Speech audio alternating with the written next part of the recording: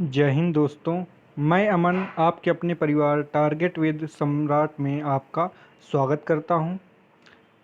ये हमारा चैप्टर 9 है जिसका पार्ट ये सेकंड है। आपको बताना चाहेंगे कि ये क्लास 10th की साइंस है जिसमें 8 चैप्टर हो चुके हैं और ये 9th चैप्टर चल रहा है जिसका ये सेकंड पार्ट है। इसके पहले की यह वीडियो आपने नहीं देखी तो ज़रूर देख लें। आइए चलते हैं अपने टॉपिक पर।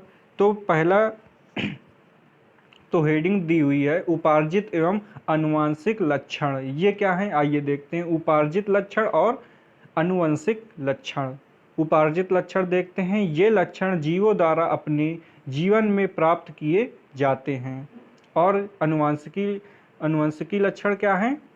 ये लक्षण जीवों की वंशानुगत प्राप्ति होती है। जैसे कोई जीव का जन्म होता है तो उपार्जित लक्षण जो होते हैं उसके जीवन काल में होते हैं तो वो उसके अंदर लक्षण आते रहते हैं। बट जो आनुवंशिक लक्षण होते हैं वो उसके माता पिता द्वारा ही उस पर ट्रांसफ़र होते हैं। सेकेंड पॉइंट है ये जनन कोशिकाओं के डीएनए में कोई अंतर नहीं लाते व अगली पीढ़ी को वंशानुगत स्थानांतरित नहीं होते। और सेकंड है ये जनन कोशिकाओं में घटित होते हैं तथा अगली पीढ़ी में स्थानांतरित होते हैं। इसमें बताया गया है कि जो उपार्जित लक्षण हैं ये जनन कोशिका डीएनए में अंतर नहीं लाते हैं अगली पीढ़ी को वंशानुगत स्थानांतरित नहीं करते हैं क्योंकि ये अनुवांशिकी नहीं, अनुवांशिकी जो लक्षण होते हैं वो जनन कोशिकाओं में घटित होते हैं और अगली पीढ़ी में ट्रांसफ़र होते रहते हैं। आइए आगे चलते हैं। थर्ड पॉइंट है इसका जीव विकास में सहायक नहीं है जो ये इतर उपार्जित लक्षण है वो क्या है? जीव जैव विकास में सहायक नहीं है। उदाहरण अल्प पोषित भ्रूण के धार में कमी। और ये जो अनुवांशिकी लक्षण है इसमें जैव विकास में सहायक है। उदाहरण आँख के मानव के आँखों व बालों का रंग जो है वो अनुवांशिकी गुण प्रदर्शित करता है। अब देखते हैं जाति उद्भव किस प्रकार होता है। फर्स्ट है जीन प्रवाह उन दो समष्टियों के बीच होता है जो पूरी तरह से अलग नहीं हो पाती हैं किंतु आंशिक रूप से अलग हैं, जीन प्रवाह हैं। आइए देखते हैं। इसमें फ्लो चार्ट दिखाया गया है कि उप समष्टि x स्थानीय और ये नीचे दिया हुआ है उप समष्टि x2 अप्रवासी। जनन होगा तो क्या होगा? जीन प्रवाह होगा। फिर क्या बनेगा? स्थानीय समष्टि में विभिन्नता उत्पन्न होगी क्योंकि ये दोनों के लक्षण इसमें क्या होंगे? मिक्स हो जाएंगे। आइए आगे देखते हैं। आनुवांशिक विचलन। आनुवांशिकी विचलन क्या है? किसी एक समष्टि की उत्तरोत्तर पीढ़ियों में जीन की बारंबारता से अचानक परिवर्तन का उत्पन्न होना आनुवांशिक विचलन कहलाता है। कि उत्तरोत्तर समष्टि मतलब समष्टि क्या है? तो पीढ़ी है, उसे ही समष्टि मतलब पूर्वज ये चीज़ है। जो संतति मतलब संतान जो उत्पन्न होगी इसके लिए किसी एक समष्टि की उपरोक्त उत्तरोत्तर पीढ़ियों में जीन की बारंबारता से अचानक परिवर्तन का उत्पन्न होना ही आनुवांशिकी विचलन कहलाता है। थर्ड पॉइंट है प्राकृतिक चुनाव। वह प्रक्रिया जिसमें प्रकृति उन जीवों का चुनाव कर बढ़ावा देती है जो बेहतर अनुकूलन करते हैं। प्राकृतिक चुनाव ये कहलाता है कि वो प्रक्रम जिसमें प्रकृति उन जीवों का चुनाव करती हैं उनको बढ़ाती है जो बेहतर अनुकूलन करते हैं। फोर्थ नंबर है भौगोलिक पृथक्करण। भौगोलिक पृथक्करण क्या है? आइए देखते हैं कि जनसंख्या में नदी पहाड़ आदि के कारण आता है इससे दो उपसमष्टि के मध्य अंतर्जनन नहीं हो पाता। आपको बताना चाहेंगे कि ये एनसीईआरटी की नोट्स हैं, ये बुक नहीं है, ये नोट्स हैं। ये मोस्ट इम्पॉर्टेंट नोट्स हैं आपके एग्ज़ाम मतलब बोर्ड एग्ज़ाम 10th की के लिए बहुत ही मोस्ट इम्पॉर्टेंट, क्योंकि उसमें पूरा एनसीईआरटी का ही आता है। तो आप इनको लिखते जाएं, तो आपको आगे आने वाले एग्ज़ाम के पहले आपको रिवीजन करने में सहायता मिलेगी। और हम बताना चाहेंगे कि ये जो नोट्स हैं 10th की, ये आपके कॉम्पिटिटिव एग्ज़ाम्स के लिए भी मोस्ट इम्पॉर्टेंट हैं। यही सब आता है आगे चल के 10th तक, 9th 10th की जो साइंस है वो आगे हमारे कॉम्पिटिटिव एग्ज़ाम्स में पूछी जाती है। आइए आगे चलते हैं अपने टॉपिक पर। अनुवंशिक विचलन क्या है? अनुवंशिक विचलन समष्टि जेड। अब देखिए, उप समष्टि Z1 भौगोलिक रूप से विलग नदी पहाड़ी इत्यादि, और ये उप समष्टि Z2। अब देख लीजिए, उत्तरोत्तर पीढ़ी अब बनेगी। फिर उसके बाद क्या होगा? विभिन्न परिवर्तनों का संग्रह उप समष्टि Z1 और उप समष्टि Z2 में होगा। फिर उसके बाद क्या होगा? अनुवांशिक विचलन मतलब जेनेटिक ड्रिफ्ट होगा। उसके आगे फिर प्राकृतिक विचलन नेचुरल सिलेक्शन होगा। अब देखिए, उप समष्टि Z1 और उप समष्टि Z2 अंतर्जनन में असमर्थ। फिर उसमें क्या निकलेगा? नई स्पीसीज, और ये नई स्पीसीज मतलब कि नई प्रजाति। देखिए, आनुवांशिक विचलन का कारण क्या है? आनुवांशिक विचलन आपको हमने बताया कि आनुवांशिकी रूप से जो हमारे अंदर के डीएनए द्वारा ट्रांसफ़र होते हैं गुण, तो वो विचलित हो जाते हैं, उसी के बारे में है। यदि डीएनए में परिवर्तन पर्याप्त है और गुणसूत्रों की संख्या में परिवर्तन है तो क्या होगा? इसे ही आनुवांशिक विचलन का कारण कहते हैं। अब देखिए, विकासीय संबंध योजना। विकासीय संबंध योजना क्या है? समजात अभिलक्षण। विभिन्न जीवों में यह अभिलक्षण जिनकी आधारभूत संरचना लगभग एक समान होती है, यद्यपि विभिन्न जीवों में उनके कार्य भिन्न भिन्न होते हैं। उदाहरण के लिए देखते हैं तो आपको ज़्यादा समझ में आएगा। तो उदाहरण में दिया गया है कि पक्षियों, सरीसृप, जल स्थलचर, स्तनधारियों के पदों की आधारभूत संरचना एक समान है, किंतु यह विभिन्न कशेरुकी जीवों में भिन्न भिन्न कार्य के लिए होती है। ये क्या है? समजात अभिलक्षण। एक ही जात के पशु पक्षियों में क्या है? समजात अभिलक्षण। समजात मतलब एक ही जाति के पक्षी पौधे। अब देखिए, समरूप अभिलक्षण क्या है? समरूप अभिलक्षण वह अभिलक्षण जिनकी संरचना व संगठकों में अंतर होता है। सभी की उपस्थिति भी समान नहीं होती, किंतु कार्य समान होता है। ये क्या है? समरूप। उदाहरण में देखते हैं, पक्षी के अग्रपाद एवं चमगादड़ के अग्रपाद। अब देखिए, चमगादड़ के अग्रपाद और पक्षियों के अग्रपाद में समानता होती है, लेकिन क्या है? लेकिन ये समरूप तो हैं, लेकिन समजात नहीं। समजात मतलब एक ही जाति के, क्योंकि चमगादड़ जो है पक्षी वर्ग में नहीं आता। पक्षी वर्ग में वो आता है जो अंडे देता है और जो उड़ सकता है, ये पक्षी हो गया। और ये चमगादड़ एक मैमल है। अब आगे देखते हैं और इसके बारे में देखते हैं। समरूप अंग यह प्रदर्शित करते हैं कि जंतुओं के अंग जो समान कार्य करते हैं, अलग अलग पूर्वजों से विकसित हुए हैं। यह है समरूप अभिलक्षण। अब देखते हैं जीवाश्म क्या है? What is fossil. अब देखिए, जीवाश्म जीव के परिरक्षित अवशेष जीवाश्म कहलाते हैं। उदाहरण, जैसे कोई मृत कीड़ा गर्म मिट्टी में सूख कर कठोर हो जाए, उसे जीवाश्म कहेंगे। उदाहरण, अमोनाइट। अमोनाइट क्या है? जीवाश्म अकशेरुकी है ये जीवाश्म। अब देखते हैं ट्राइलोबाइट क्या है? जीवाश्म अकशेरुकी। और नाइटिया क्या है? जीवाश्म मछली। चौथा है रजोसॉरस, ये क्या है? जीवाश्म डायनासोर कपाल है। क्या है? राजोसॉरस क्या है? जीवाश्म डायनासोर कपाल है। अब देखते हैं जीवाश्म कितने पुराने हैं। इसके लिए क्या करते हैं? जीवाश्म कितने पुराने हैं?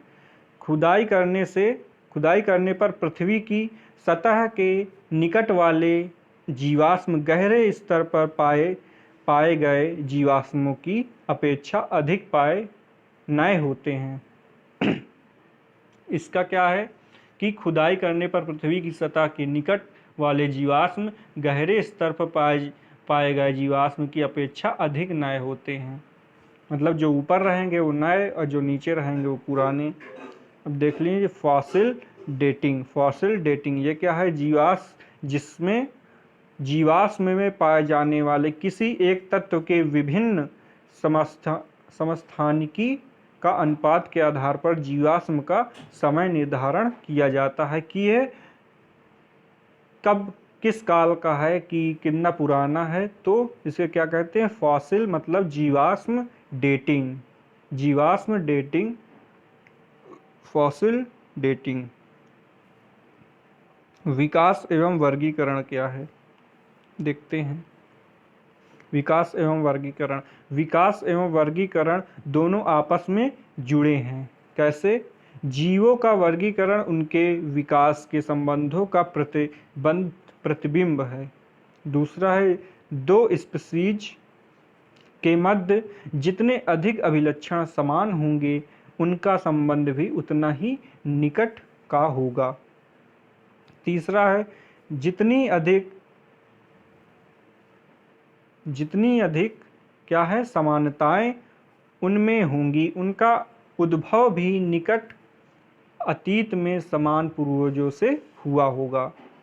चौथा है जीवों के मध्य समानताएं हमें उन जीवों को एक समूह में रखने और उनके अध्ययन का अवसर प्रदान करती हैं। अब आगे चलते हैं। विकास के चरण, कैसे विकास हुआ आइए देखते हैं। विकास क्रमिक रूप से अनेक पीढ़ियों में हुआ। योग्यता को लाभ, आँख का विकास। अब इसके बारे में देखते हैं। जटिल अंगों का विकास डीएनए में मात्र एक परिवर्तन द्वारा संभव नहीं है, ये क्रमिक रूप से अनेक पीढ़ियों में होता है। देखते हैं पहला, प्लैनेरिया में अति तरल आँख होती है। दूसरा है कीटों में जटिल आँख होती है। और चौथा है मानव में द्विनेत्री आँख होती है।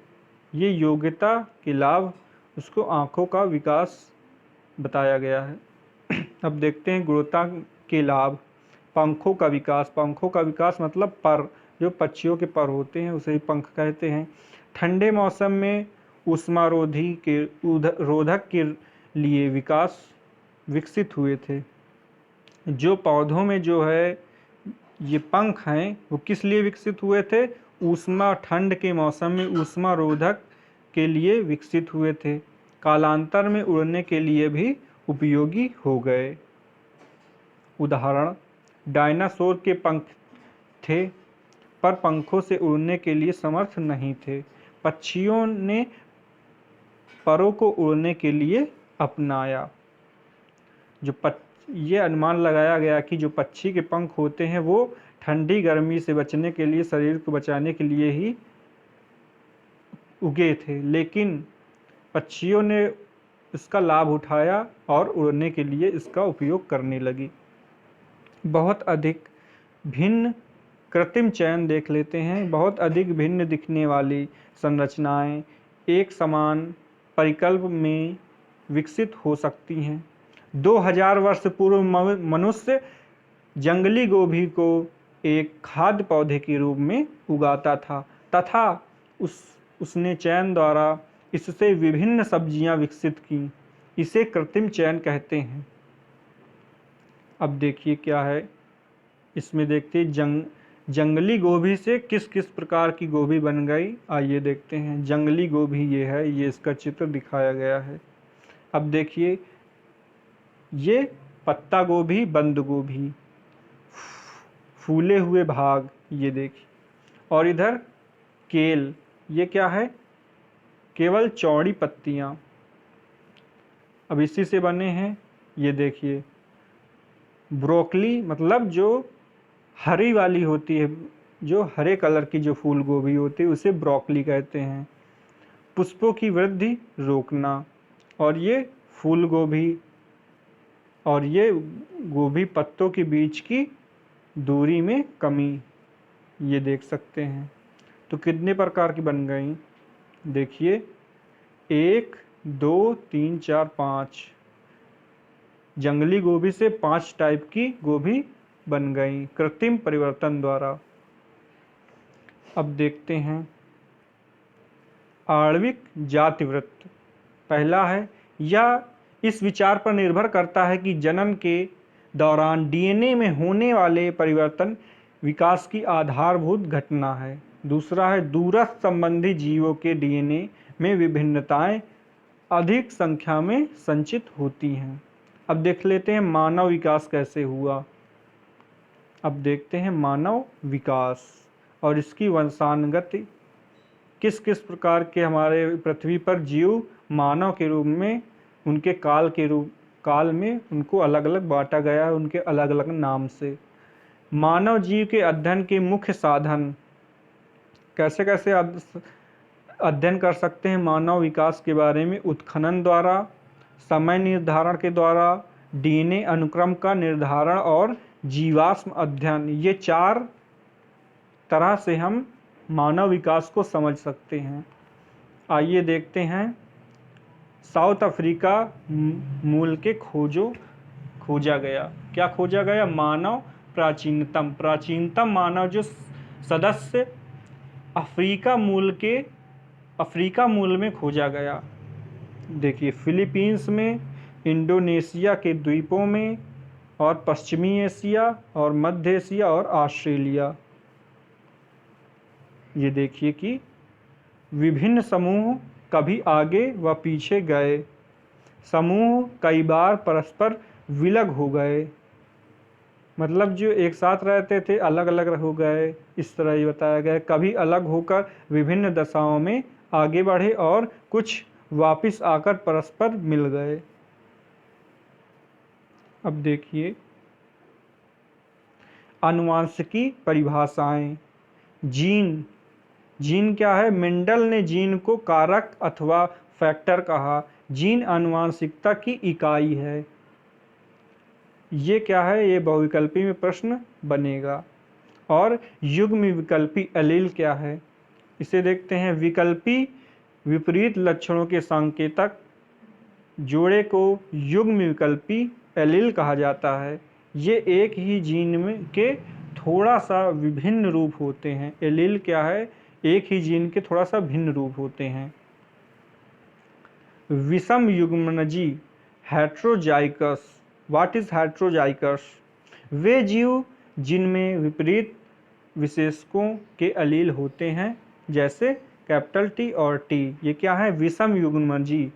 और सम युग्मनजी क्या है, होमोजाइगस क्या है, वे जीव जिनमें समान विशेषकों के एलील होते हैं, जैसे कैपिटल टी और स्मॉल टी। तो कैपिटल टी वाले लंबे हो गए और स्मॉल टी वाले बौने।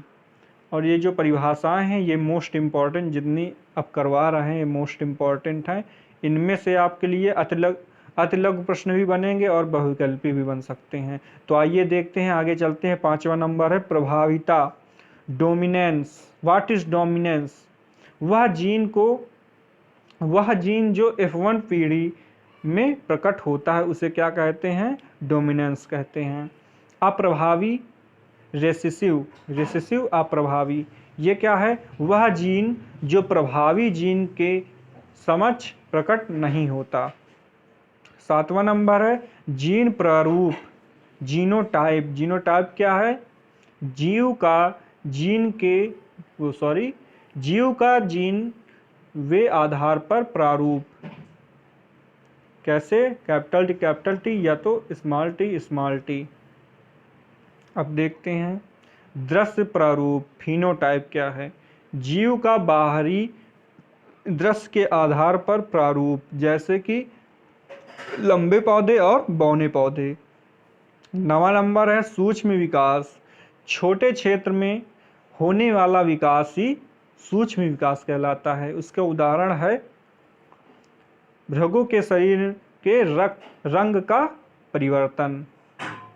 अब देख लीजिए स्पीशीज क्या है। जनसंख्या में समान जीवों का समूह जो आपस में निषेचन कर उत्पादक जीव बनाता है, क्या? स्पीशीज मतलब स्पीशीज कहलाता है।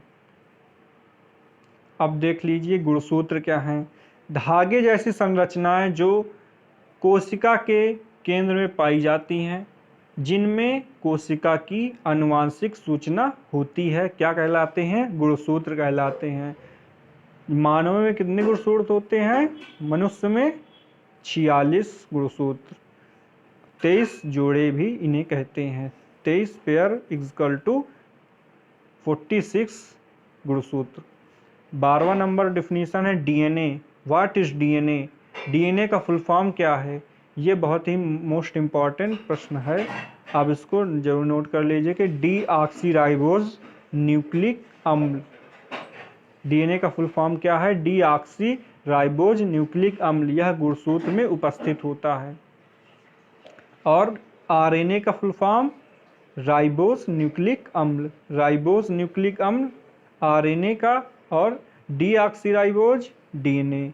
राइबोज वाले में डीऑक्सी लगा देते हैं तो क्या बन जाता है? डीऑक्सीराइबोज न्यूक्लिक अम्ल। अब आपका चैप्टर जो कि आनुवांशिकता एवं जैव विकास था, ये समाप्त होता है। अगर इसमें आपको कोई डाउट है तो आप कमेंट सेक्शन में ज़रूर बताएं, तो हम आपके लिए एक नए वीडियो ज़रूर बनाएंगे इसके लिए।